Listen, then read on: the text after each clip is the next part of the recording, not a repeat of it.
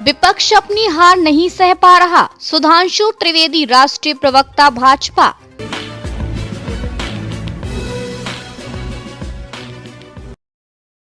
भाजपा के राष्ट्रीय प्रवक्ता और राज्यसभा सांसद सुधांशु त्रिवेदी ने बुधवार को लखनऊ में कहा कि पहले विपक्ष इलेक्ट्रॉनिक वोटिंग मशीन पर सवाल उठाता था, अब वे मतदाता सूची पर सवाल उठा रहा है और वोट चोरी जैसे आरोप लगा रहा है। उन्होंने कहा कि विपक्ष किसी भी संवैधानिक व्यवस्था और संवैधानिक संस्था पर भरोसा नहीं करता, जिसका कारण यह है कि वह अपनी हार नहीं पचा पा रहा है। सुधांशु त्रिवेदी राज्यसभा सांसद और बीजेपी के राष्ट्रीय प्रवक्ता के रूप में बुधवार की शाम सहकारिता भवन लखनऊ में आत्मनिर्भर भारत संकल्प अभियान में शामिल हुए।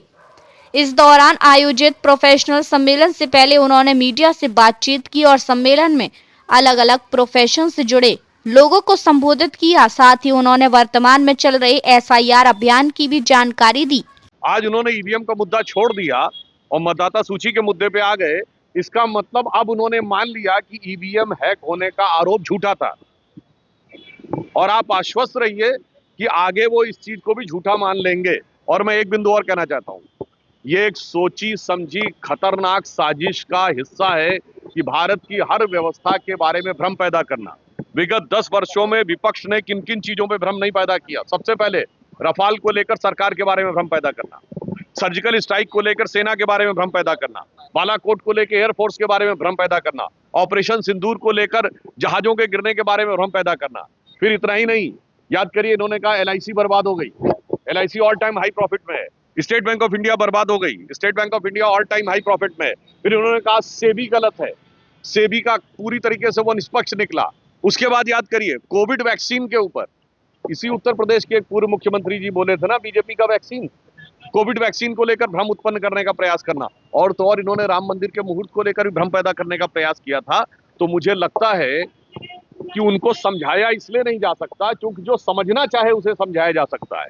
जो एक कहावत है कि समझ समझ के समझाओ उसको जिसके की समझ है, और जो समझ के बिना समझे समझो कि वो ना समझ। नीति ने कह दिया है पश्चिम बंगाल में आप लेकर सीमांत एरिया वहाँ SIR के बहाने CA लागू कर रहे हैं। ममता बनर्जी जी ने 4 अगस्त सन 2005 को भारत की संसद में बांग्लादेशी घुसपैठियों के मुद्दे का विषय 14 मिनट में 22 बार उठाया और जब उनको लगा कि इसकी अनुमति नहीं दी जा रही है तो भारत के इतिहास में, अब तो खैर इनके आने के बाद बहुत बार घटनाएं हो गई, पीठासीन सभापति के ऊपर फाइल फेंक दी थी। आज ममता जी को क्या हो गया? आज उसकी जांच नहीं होने देना चाहती हैं। ममता जी का वीडियो अवेलेबल है जिसमें वो कह रही हैं पूरी जांच होनी चाहिए वरना सब फर्जी वोटर बन के बूथ कैप्चरिंग करके और ये सारी चीजें करने का प्रयास कर रहे हैं। तो ममता जी का डर समझा जा सकता है क्योंकि आपने देखा है एक दौर था यूपीए का शासनकाल में जब भारी संख्या में बांग्लादेश से घुसपैठिए यहाँ आते थे। मैं कोट कर रहा हूँ, सन 2005 में असम के गवर्नर SK सिन्हा साहब ने कहा था कि प्रतिदिन 5000 लोग भारत में घुसपैठ करते। और इस बार आपने देखा है पश्चिम बंगाल की सीमा पर बांग्लादेश जाने वालों की लाइन लगी हुई है और उसमें से कईयों ने स्वीकार किया कि वो कई बार यहाँ वोट भी डाल चुके हैं। तो बहुत साफ समझ में आ सकता है।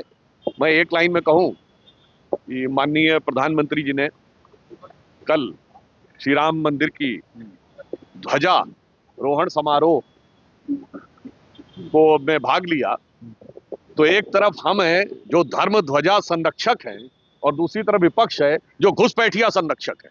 सपा के सांसद को आप लोगों ने नहीं बुलाया, इसको लेकर भी वो हो रही है।